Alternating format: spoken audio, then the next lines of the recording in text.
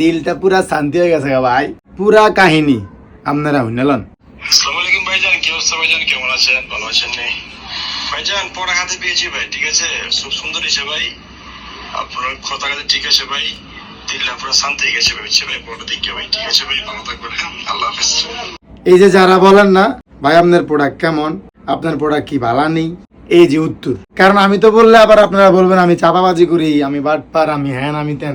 ভাই আমি কিছু বলার দরকার নাই, যারা আমার সাথে আছে তারাই এনাফ, যারা নাই তারা তাড়াতাড়ি চলে আসেন। যে হুডি পরছি ভাই, পাশাপাশি আমি নিজেই মিলিয়ে দিলাম, আপনাদেরকে টেনশন করতে হবে না।